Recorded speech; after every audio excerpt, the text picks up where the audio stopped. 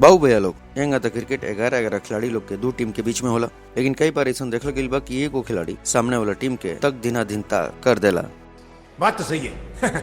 जैसे कई बार ऐसा करत हमनी के विराट कोहली के देखले बन जान, कई बार रोहित शर्मा के देखले बन जान, आ कई बार बुमराह भाई भी कैले बना, लेकिन अब तक 4 बार अश्विन अन्ना भी कर चुकल बना।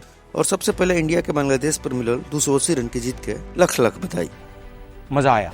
जहां रोहित की टीम बांग्लादेश के पानी पिला पिला के बजौलस।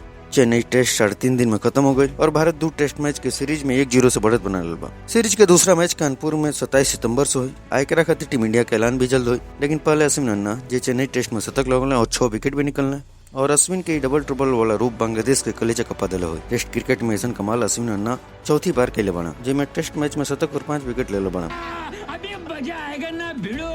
टेस्ट क्रिकेट में ऐसा कमाल करे वाले अश्विन 140 साल के इतिहास में दूसरा प्लेयर बन चुकल बना। अश्विन से पहले इयान बॉथन इंग्लैंड के पूर्व ऑलराउंडर टेस्ट क्रिकेट में 5 बार टेस्ट शतक और 5 विकेट ले के वर्ल्ड रिकॉर्ड बनौले बना। अगर रोहित चाहिए तो ये रिकॉर्ड के बराबरी कानपुर टेस्ट में हो जाए अश्विन अन्ना के मौका देके। इंडियन क्रिकेट में खाली रोहित विराट बुमराह के बात होला, लेकिन इतिहास गवाह बा भारत के नैया पार हर बार अश्विन ही लगोले बड़ा। ये बड़ी अच्छी बात कही आप। अश्विन चेन्नई टेस्ट में पहले शतक बनौले और मैच के चौथी पारी में 6 विकेट भी निकलने।